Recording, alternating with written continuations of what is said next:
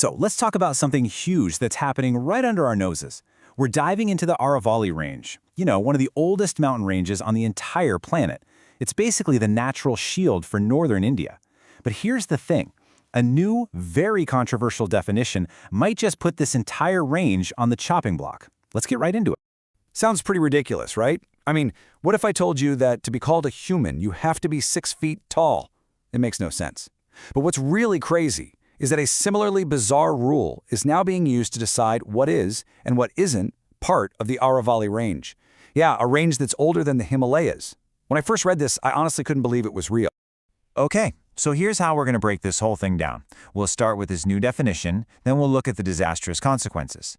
After that, we'll uncover the scam hidden inside the rule itself, look back at the 40-year-old fight, check out the so-called solution, and finally, talk about why we might be at the point of no return.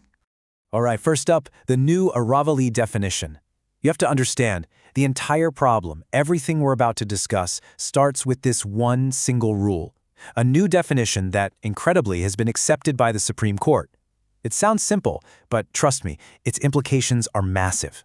So you gotta see the before and after here. It used to be simple. The entire Aravalli Range, that massive chain of mountains stretching all the way from Gujarat to Delhi, it was just the Aravallis, one single thing. But now, with this new definition, every single hill has to literally pass a test to even earn the name Aravalli. And here are the specifics of that test. It has two parts, one vertical, one horizontal. The vertical rule says a hill is only an Aravalli if it's at least 100 meters high from the surrounding land. So even if it's 99 meters, sorry, you're out.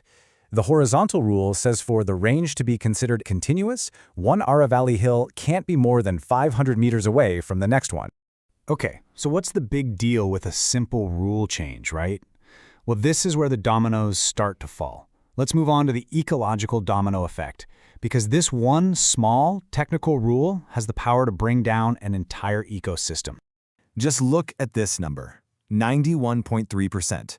According to the Forest Survey of India, because of this 100-meter rule, 91.3% of the Aravalli Hills will no longer even be classified as Aravalli. And what does that mean? It means they lose all their protection under the Forest Conservation Act. It's basically a green light for mining and construction. And if that number wasn't shocking enough, this chart just lays it all out. That tiny little green bar, that's what's left. That's the part that's still protected. And this massive red bar, that's the 91.3% that's now completely vulnerable. The difference is just staggering to look at. The result of this is nothing short of an ecological catastrophe.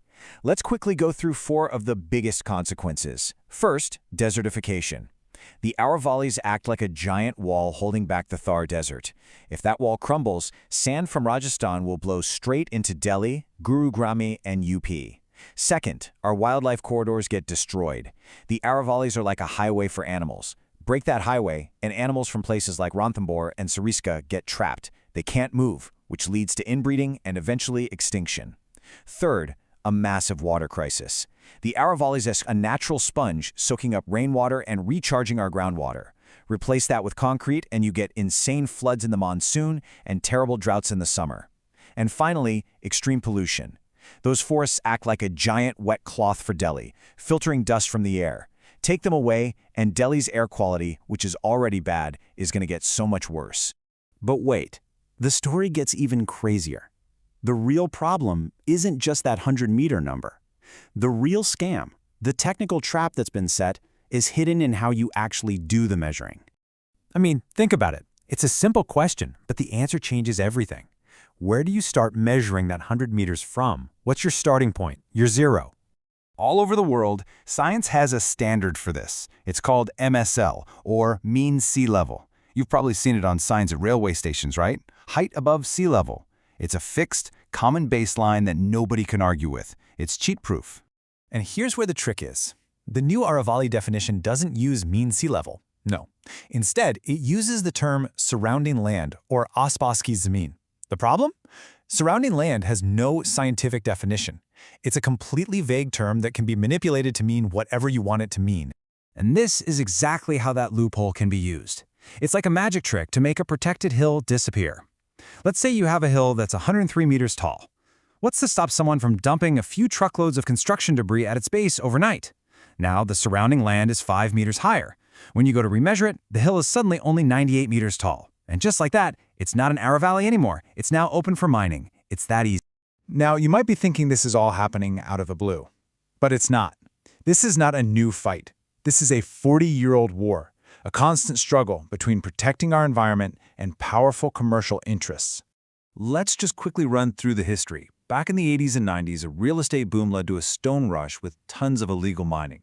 In 92, the government stepped in and declared the Aravallis an ecologically sensitive area, but that didn't stop the illegal mining. So in 96, the Supreme Court imposed strict restrictions. Then in 2002, they put a temporary ban on mining in Haryana. And of course, there's the famous 2018 Kant Enclave case where the Supreme Court literally ordered an entire illegal colony to be demolished because it was built on protected Aravalli forest land. So, after this long drawn-out battle, the Supreme Court has proposed a solution this time around, something called the MPSM plan. On the surface, it sounds pretty good, but environmentalists, they're very, very worried. Let's get into why. MPSM stands for Management Plan for Sustainable Mining. The idea is to create a scientific report that maps the entire Aravalli Range and divides it into two types of zones. Sustainable zones, where mining could be allowed, and no zones, where it would be absolutely forbidden. And until this master plan is ready, all new mining leases are on hold. So, what's the catch? The problem is history. Environmentalists are afraid that we've seen this movie before, and it doesn't end well. A very similar plan was made for the Surrounda forest in Jharkhand. Initially, it was great. 80% of the forest was declared a no-mining zone. But later, under corporate and political pressure, they reassessed the plan, and those protected zones were opened up for iron ore mining. So, the fear is that the exact same playbook will be used on the Aravallis. Step 1. A good, strict, scientific plan will be created. Step 2. Immense pressure will be applied to water it down. Step 3. Slowly but surely, the no zones will be relabeled as sustainable zones. And finally, Step 4. The floodgates for mining will be thrown wide open, all under the convenient label of sustainability. And this brings us to our final and maybe most important section, the point of no return. We really need to understand that if we lose the Aravalli Range, the damage isn't just bad, it's permanent. There's no coming back from this. This quote just sums it all up perfectly. You can rebuild a broken building, but if you cut down a mountain range that's 2.5 billion years old, no amount of technology, no AI, no scientific breakthrough can ever bring it back. This is a one-way street. The loss is absolute. So, at the end of the day, the question we all have to face is a simple one. Is a few years of short-term profit really worth permanently erasing a natural shield that has protected millions of people for ages? Is it worth destroying our own natural heritage? That's something we really need to think about.